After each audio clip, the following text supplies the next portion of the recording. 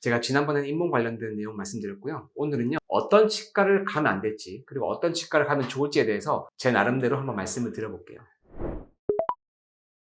길거리 지나가다 보면요, 치과 간판 너무 많습니다. 저도 한 건물에 치과 4개 있는 것도 본 적이 있는데요. 치과가 너무너무 많은데 사실 너무 많다 보니까 경쟁이 치열하고 먹고 살기 위해서 치과들도 과잉 진료를 하는 병원도 있고요. 그리고 가끔 뉴스를 보면요, 치과가 돈 수납 다 한 다음에 갑자기 사라지는 그런 병원도 있죠. 제 주변에 있는 치과들 대부분 다 양심적으로 열심히 이제 진료해 주시는 병원들이 정말 많거든요. 아주 극소수의 병원에서 이런 문제점들이 있는데, 이 문제점들이 아무래도 뉴스에 나오다 보니까 환자분들이 병원을 선택할 때 더욱더 신중함을 기하시는 것 같거든요. 이 환자 입장에서 치과를 선택할 때 여러 가지 좋은 기준점들을 제가 몇 가지 알려드릴게요. 이 제가 설명하는 이 치과만 피하시더라도요, 치료할 때 조금이라도 마음 놓고 치과 방문이 가능할 거라고 생각을 합니다.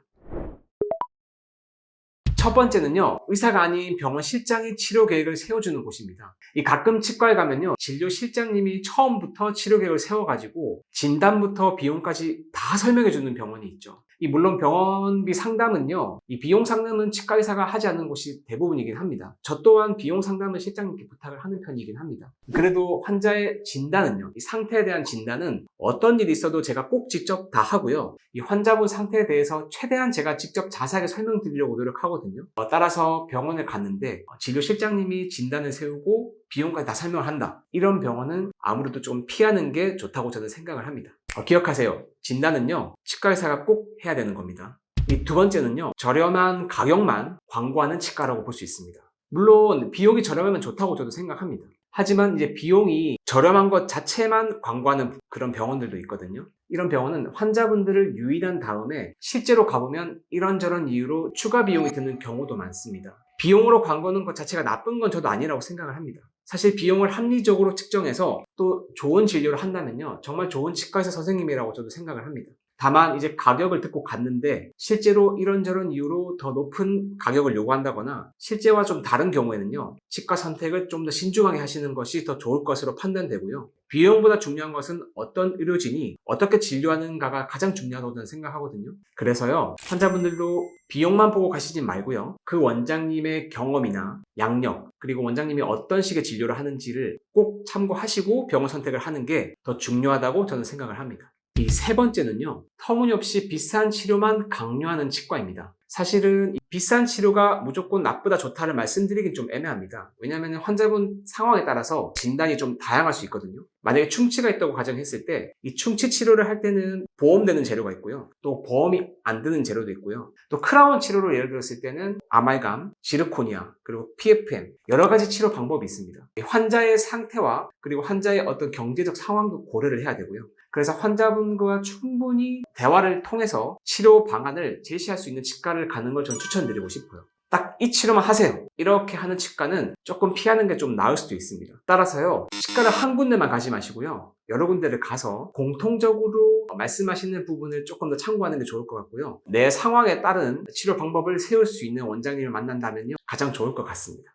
이 네 번째로는요, 치과 의사와 소통이 불가능한 치과입니다. 보통 치과에 간다는 건요, 불편감이 생겨서 가게 되는 경우가 많습니다. 맨 첫 번째로 말씀드렸다시피 치과 의사가 환자와 직접 대화하고 치료 계획을 세워준 이후에 치료를 시작하게 되는데요, 치료를 잘하고 환자분도 잘 동참해 주신다면 별 문제 없이 끝나겠지만 치료라는 게 항상 변수가 있기 마련이고요, 또 환자분들의 상황에 따라서 예상치 못한 문제가 발생하기 마련입니다. 그러한 상황이 발생했을 때 치과 의사가 빠르게 잘 대처해주는 치과를 선택하는 게 매우 중요하다고 생각합니다. 그렇기 때문에 환자분들과 소통이 잘 되지 않는 곳은 피하는 것이 아무래도 좋겠습니다. 이 다섯 번째는요, 담당 치과 의사가 너무 자주 바뀌는 치과입니다. 의사들 중에서는 직원처럼 월급을 받으면서 일하는 페이 닥터 원장님들도 많습니다. 이 페이 닥터 원장님들이 당연히 바뀔 수 있다고 저는 생각을 합니다. 실제로 저희 병원도요, 페이 닥터 원장님이 계시거든요. 그래서 어쩔 수 없이 치과 의사가 바뀌는 경우가 생길 수는 있습니다. 다만 매번 바뀐다면은 이 부분은 조금 고민을 해봐야 됩니다. 즉 어떤 치료를 하나 들어갔을 때 그 치료 하나만큼은 그 원장님 마무리를 해주고, 또 다른 치료가 들어가면 이 부분은 또 그 원장님 마무리를 해주고, 이렇게 조금 분업화돼서 잘 돌아가는 치과는 괜찮다고 생각을 하는데, 원장님 한번 치료를 했다가 그 다음 갔더니 또 다른 원장님이 치료했다가 또 갔더니 또 다른 원장님이 치료했다가 이렇게 원장님이 너무 매번 바뀐다면은 이 부분은 조금 문제가 될 수는 있거든요. 따라서 치과를 선택할 때는요, 병원 후기도 잘 살펴보시고요. 치과 의사가 너무 자주 바뀌는지 그 부분도 한번 체크하면 조금 도움이 될 겁니다.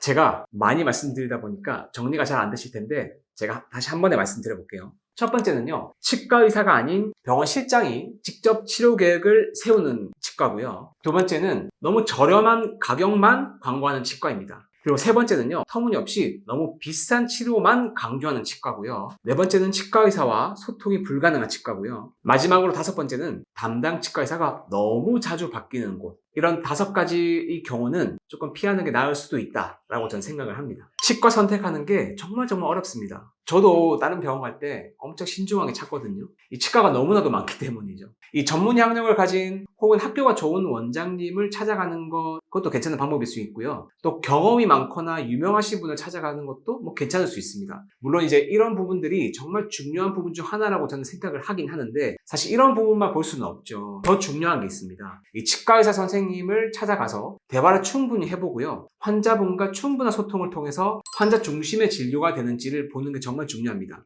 그래서 치과를 여러 곳을 가보는 걸 추천드리고요. 여러 곳을 가본 이후에 이 원장님과 나와 소통이 잘 되는지 이런 부분들을 보는 게 더 중요하다고 저는 생각을 합니다. 그리고 요새는요, SNS가 너무 잘 발달되어 있거든요. 네이버 리뷰라든지 또 카페 같은 데 보면은 이 치과 리뷰 같은 거를 잘 올려놨거든요. 그래서 이런 것들을 잘 확인을 해보는 것도 실제로 고객분들이 만족을 하고 있는지를 확인할 수 있기 때문에 좋은 방법이라고 저는 생각을 하고요. 가장 추천드리고 싶은 방법은요, 주변에 아는 의사나 치과 의사가 있다면 그 사람들이 소개해주는 병원으로 가는 게 가장 좋겠죠. 혹시 지인 치과 의사가 없다고 하면요, 그래도 주변 지인 소개로 가는 게 아무래도 좀 좋은 방법이라고 저는 생각을 합니다. 따라서 한 곳만 가지 마시고요, 2곳, 3곳 정도 가보셔가지고 진단을 받아보시는 게 정말 좋은 방법입니다. 의사 선생님마다 진료 철학이 좀 다르시고요, 또 진단하는 방법이 조금씩 다를 수 있거든요. 그래서 여러 곳을 가보셔서요, 어느 정도 공통된 부분들은요, 마음 편하게 받아들이셔도 괜찮지 않을까 하고 생각을 해봅니다. 만약에 부산에 계신 분들 중에서 어디 갈지 모르시겠으면요, 닥터메 치과로 오시면 제가 친절하게 잘 봐드리겠습니다.